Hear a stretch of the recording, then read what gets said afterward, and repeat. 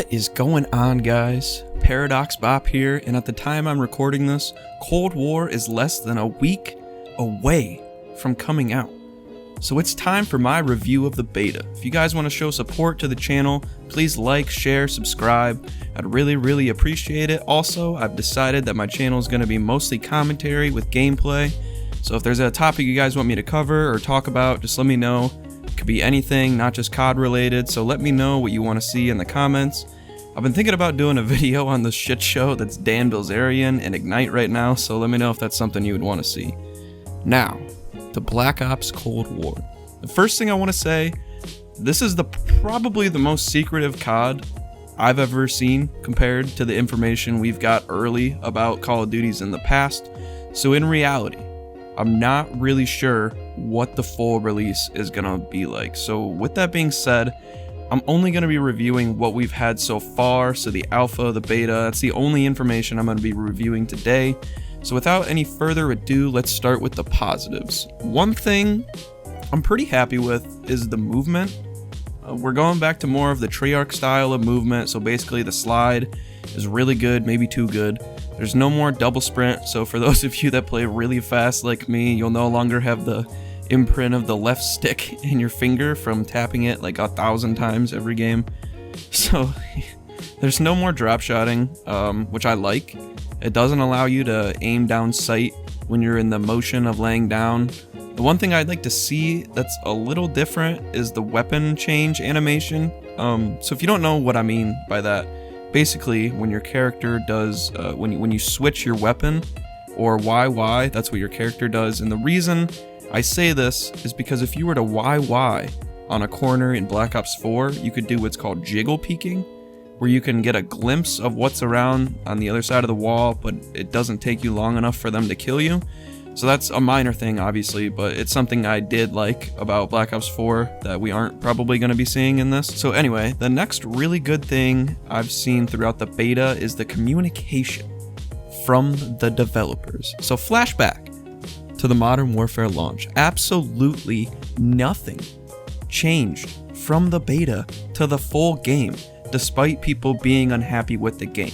Not only did this continue, but the community was left in the dark thanks to Ashton Williams. Special shout out to the person in charge of communications at Infinity Ward, who has not said a word in response to what people want in the game. She would rather block them on Twitter. But anyways, this isn't an Ashton Williams roast. Blame Truth already did one of those and it got copyrighted, so I'm not gonna go down that road. But it's just a breath of fresh air to not only have communication from the devs this year, but it doesn't stop there.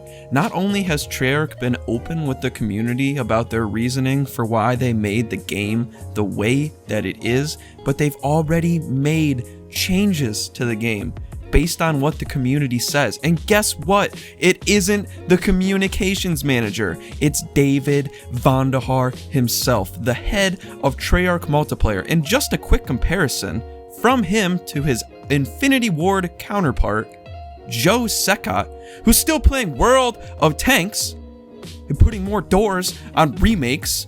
David Vonderhaar is talking with the community and the competitive community, making good changes to this game. Alright, I gotta get moving, so this isn't a super long video. So let's talk now about the core gameplay. It's good. I mean, it's good, man. I like the game at the core. Like I said, the movement is good. The gunfights are good. Just not a crazy amount of recoil on the guns like Modern Warfare. ADS time is better than Modern Warfare. The new gunsmith, I mean, I think Treyarch's take on the new gunsmith is really good. It shows you how it affects the weapon, how each attachment affects the weapon. And it's a lot easier to use. I mean, even though it still takes a long time to level up the weapons, well, that wasn't really the best, but I mean, you know, all the stuff is good to me when a game has good core. I mean, the rest of the stuff can be fixed. It's almost the opposite of Modern Warfare this year. It's like last year we got the best looking, best sounding piece of shit game ever. It looked so good, and it just did not have a good core. And now this year, you know, the core is good. and maybe it doesn't have the best graphics. I wouldn't say the graphics are as good as Modern Warfare, but it can be fixed. So let's talk about some worries I have, kind of moving into that. So like I said, this game is very secretive right now. They're basically copyright striking anybody that's talking about stuff that's leaked. I've never seen it before. So I can only judge on the maps that we've seen, and they're good. Okay? Satellite is good. Moscow's good. Miami and what is it? Crossroads, they're I don't know. I don't know. We'll see if they make some good changes or change the visibility on Miami, but for now, like, all I could say is they're good. They're better than Modern Warfare. They're pretty much 3 lanes, but it's only a few maps. So most of the time in Call of Duty, they like to show off the better maps in the beta. So I don't know, man. I hope they're good. I mean, most of them we've got have 3 lanes. We'll see. I'm not sure at the moment. So let's talk about the graphics now. This is something that can improve and should improve from the beta, especially since they didn't have, enough time, well, as much time as they normally do to develop this game. So from my experience playing Cold War, I played it on the PS4 for the alpha and the beta. The graphics are not the best. I mean, I could sit here and give you all the reasons that may be, or if it will get better again, but I just don't know at this point. And I will say that I just finished upgrading my setup, so I'll be playing Cold War on my PC at 144 hertz, so we'll see if it could make it better. I mean, I've seen some streams where it does look better on 144, but I don't know, so that's something we'll have to see. The main issue I was having was with long range gunfights. The resolution at range is just not there right now. So hopefully that improves one way or the other with a new setup or with the devs coming through with the graphics. So the last thing I'm going to talk about is the connection. So coming from Modern Warfare, where the servers are dog shit, the Cold War servers are okay. And that's not saying much compared to Modern Warfare, because they were bad all year. Not only did they took dedicated servers out of the game after taking 5 months to put them in the game. So me saying that the servers are okay in Cold War is hardly saying anything. So this could just be because it's a beta and historically connections get better as the year goes on. But as of right now, the servers are not running at a high enough level for the game to run smoothly. And what I mean by this is when you get in a gunfight, you're getting shot at, you might feel like you get hit with 2 bullets at once. It's called ghost bullets.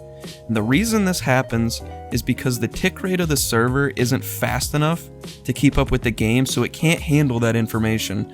So for example, it could be 3 frames end up getting pushed into 1, and in that frame can be 2 bullets of the other person. So this can affect you getting ghost bulleted. You'll feel like you just got obliterated, insta-killed. That's because 2 bullets are stuck in 1 frame.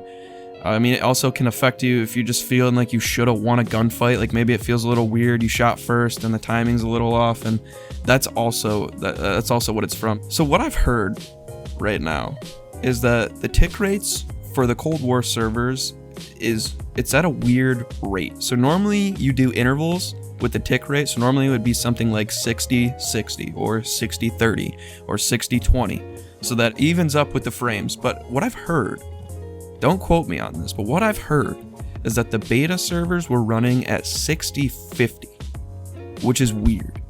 It doesn't really make sense why they would do that. And I mean, the only thing I could come up with is that they could just turn it up to 60-60 when the game comes out, and they were just running it at that for the beta. I don't know. I wouldn't quote me on it that it's running that way either. It's what I heard. It doesn't make sense to me.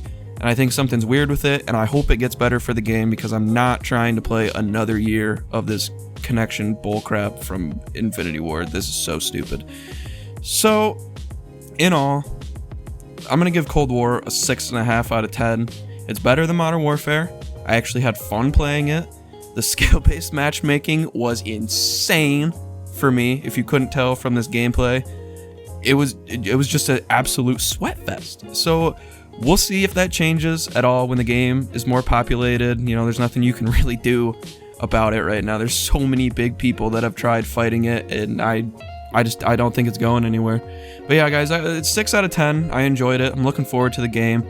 I'm a little nervous, so when the game comes out, I'd expect my rating to go up by either 2 or down by 2, just depending on if they do things right, if they upgrade the graphics, if the maps are good, if they keep the gameplay the same. I think it'll be good. I think we'll have a good year for regular COD and the competitive community. So if you guys enjoyed this video and made it to the end, you're a trooper. If you enjoyed it, subscribe if you're new, and I'm out.